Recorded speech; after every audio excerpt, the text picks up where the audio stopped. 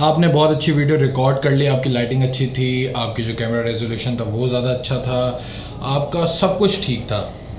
लेकिन जब आप एडिटिंग के लिए अपने सॉफ्टवेयर में जो भी कोई सॉफ्टवेयर यूज़ करते हैं उसमें जब अपनी फुटेज डालते हैं और आप कोशिश करते हैं कि आप उसमें ज़्यादा अच्छे से कलर ग्रेड कर सकें या फिर उसमें ज़्यादा इफ़ेक्ट्स डाल सकें ताकि उस वीडियो को आप अच्छा बनाएं, तब आपका पीसी या आपका लैपटॉप जो है आपका साथ छोड़ जाता है, या फिर वो जो सॉफ्टवेयर है वो बहुत ज़्यादा लैग कर रहा होता है, बार बार वो जो सॉफ्टवेयर है वो क्रैश हो जाता है।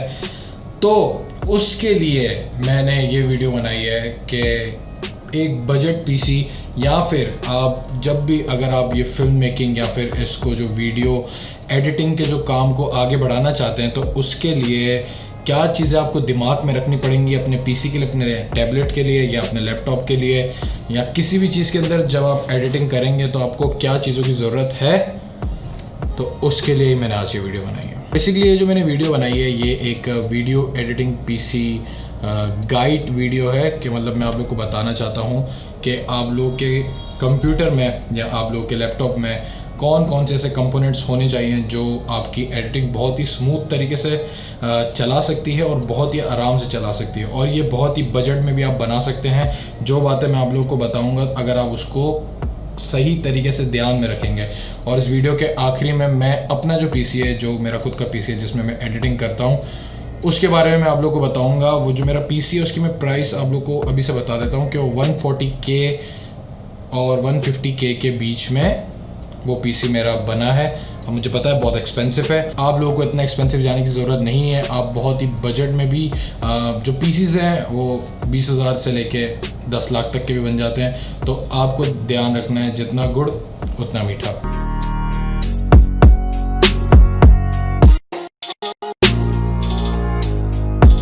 तो पीसी हो या लैपटॉप हो, सबसे पहले जो हम लोग बात करेंगे वो हम लोग बात करते हैं प्रोसेसर की, कि उसमें प्रोसेसर कौन सा डलेगा। अगर आप लोगों को कोई आइडिया नहीं है कि कंप्यूटर के कंपोनेंट्स क्या होते हैं, कैसे होते हैं, तो आप लोग बस सर्च कर लीजिएगा कि प्रोसेसर क्या होता है, ये क्या होता है, या फिर जो मैं आप लोग को बातें बता रहा हूँ वो सिर्फ आप लिस्ट डाउन करते रहें कि आपको क्या क्या चीज़ों की ज़रूरत पड़ेगी। तो प्रोसेसर के बारे में मैं आप लोग को ये एडवाइस करना चाहता हूँ कि प्रोसेसर आप ऐसा चूज़ करें जिसके अंदर ज़्यादा कोर्स और ज़्यादा थ्रेड्स हों। ये क्या होते हैं अगर आप लोग को ये नहीं पता तो बस आप लोग ये मान लीजिए ये ऐसी चीज़ होती है जो आपकी मल्टीटास्किंग को, अगर जैसे मैं एडोबी प्रीमियर प्रो चला रहा हूँ तो बहुत ही स्मूथ तरीके से उसकी जो स्पीड है वो अच्छे से चलाएगा। अगर मुझे कोई एडोबी प्रीमियर में अपनी ऑडियो एडिट करनी है लेकिन एडोबी ऑडिशन में, तो उस चीज़ को अच्छे से, उन दोनों सॉफ्टवेयर को अच्छे से बैलेंस तरीके से चलाने में जो आपकी मदद करेगा वो होंगे आपके पीसी या लैपटॉप के कोर्स या थ्रेड्स। तो ऐसा प्रोसेसर जिसके ज़्यादा कोर्स हो, ज़्यादा थ्रेड्स हो।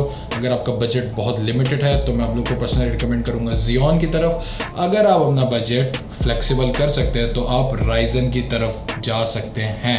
मैं खुद Ryzen यूज़ कर रहा हूँ क्योंकि जितना मुझे पता है कि Ryzen वीडियो एडिटिंग के लिए बहुत अच्छा है। अगर आप लोगों को सिर्फ गेमिंग के लिए चाहिए तो फिर आप इंटेल ज़्यादा मैं प्रेफर करूँगा कि आप इंटेल की तरफ जाएं।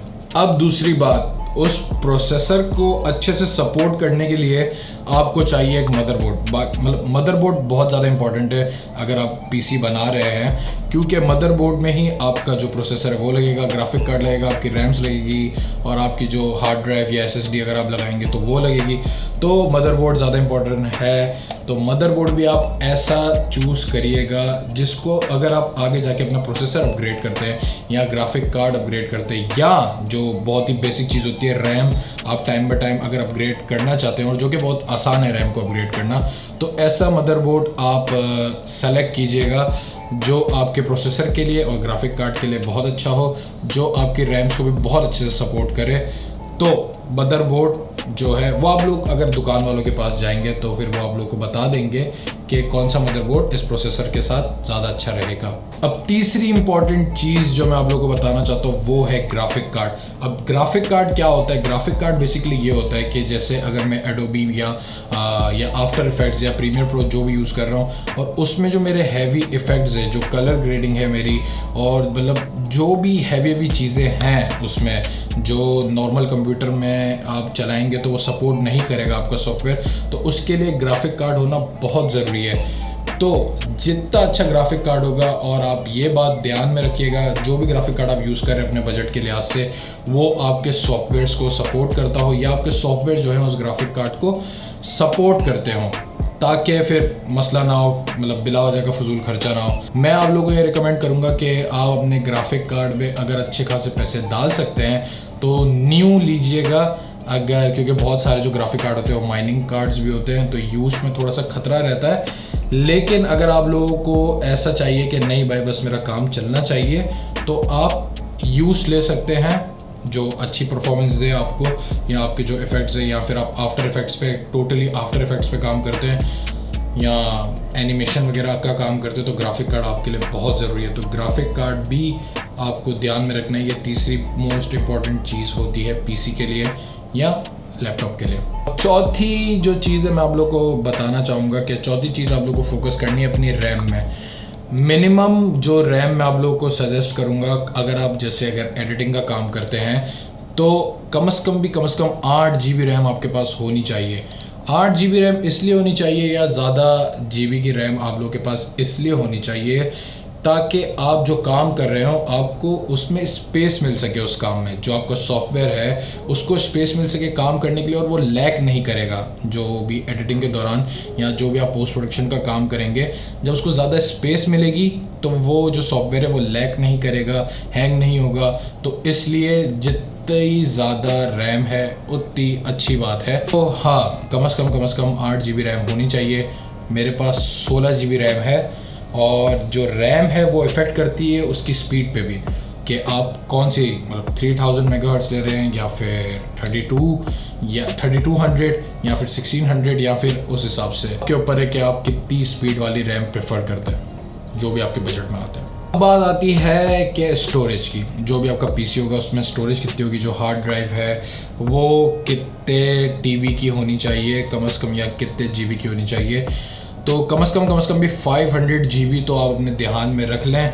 मैं आप लोगों को रिकमेंड करूंगा कि जितनी ज़्यादा, क्योंकि हार्ड ड्राइव इतनी महंगी भी नहीं होती है लेकिन वो बहुत इंपॉर्टेंट होती है पीसी के लिए, तो हार्ड ड्राइव कम से कम 1 TB की रखें, क्योंकि बार बार आप अगर आप कोई एडिटिंग कर रहे हैं या कोई भी आप हैवी जो फुटेज बना रहे हैं या फिर बहुत ज़्यादा बड़ी फुटेज बना रहे हैं, तो फिर आप बार बार यूज़ करेंगे, उसको अपलोड करेंगे, फिर डिलीट नहीं करेंगे। या फिर अगर आपके पास एक्सटर्नल हार्ड ड्राइव है तो वो अलग बात है कि आप उस जगह पे उसको स्टोर कर रहे हैं।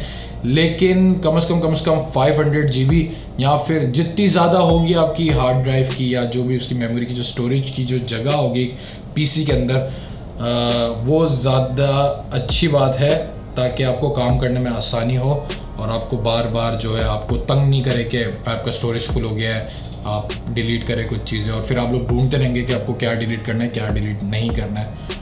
बात आती है SSD की। SSD अगर आप लगवाना चाहें और अगर आपके बजट में फॉल करती है तो आप ज़रूर लगवाएं, क्योंकि ख़ास तौर पे, और जितनी अच्छी आप SSD लगाएंगे या जितनी अच्छी आप SSD लगाएंगे तो आपके जो प्रीमियर प्रो या जितने भी जो बड़े बड़े सॉफ्टवेयर्स हैं उनमें जो इफेक्ट्स होंगे, उनके जो टाइम ड्यूरेशन है, रेंडरिंग का टाइम ड्यूरेशन, आपकी बड़ी फुटेज है तो फिर वो रेंडर में बहुत टाइम लगता है। तो अगर जितनी अच्छी आपके पास SSD होगी तो उस रेंडरिंग को बहुत ही अच्छे से वो कम करेगी, और टाइम इज़ अ मनी, वो आपका वक्त बचा रही है। तो basically it's worth to buy a good SSD। बात करते हैं ऐसी चीज़ की जो पीसी बनाते वक्त लोग इग्नोर करते हैं, कम्प्लीटली इग्नोर करते हैं कि हाँ ठीक है अगर ये है या नहीं है। पावर सप्लाई, PSU आपके पास लाजमी होना चाहिए, क्योंकि अगर आप पाकिस्तान में रहते हो और ख़ास तौर पे कराची जैसे शहर में रहते हैं तो हमारे बहुत ही एक मशहूर के इलेक्ट्रिक वाले जो हैं वो बहुत ही अच्छा काम करते हैं, तो आपके जो घर में जो चीज़ें हैं वो बड़ी महफूज रहती हैं। तो उससे बचने के लिए तो आपको एक PSU की ज़रूरत है, ताकि आपको नहीं पता कभी भी आपकी लाइट जा सकती है, वो बेंच और लाइट चलेगी। PSU इसलिए इम्पॉर्टेंट है ताकि जो आपका जो PC है, जो दूसरे कंपोनेंट से अगर कोई शॉक लग जाता है या कुछ भी हो जाता है तो आपका जो PC है वो बचा रहे और वो PC जले ना। उसके जो इम्पोर्टेंट जो महंगे कंपोनेंट्स है, जो पावर सप्लाई होती है वो इतनी ज़्यादा महंगी भी नहीं होती। बाकी जो आपने ग्राफिक कार्ड लगाए हुए हैं और जो प्रोसेसर लगाए हुए हैं या मदरबोर्ड लगाए या रैम्स, तो उसका झटका आप बर्दाश्त नहीं कर सकते, क्योंकि अभी ख़ास तौर पर लॉकडाउन की वजह से जो प्राइसेस हैं कराची में या पूरे पाकिस्तान में जो पीसी की प्राइसेस है वो बहुत ज़्यादा ऊपर हो चुकी है।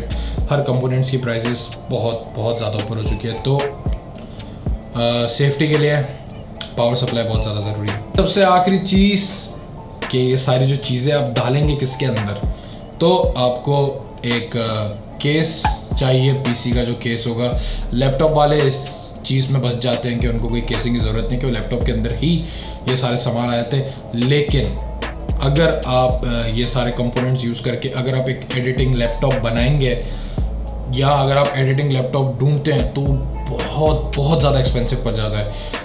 उसके बजट में अगर आप अपना पीसी बनाएं, आपकी बहुत ही बीस्ट मशीन बन सकती है और फिर वो आपकी एक तरीके से रोज़ी रोटी की तरह भी काम कर सकती है अगर आपका फ्रीलांस का काम है।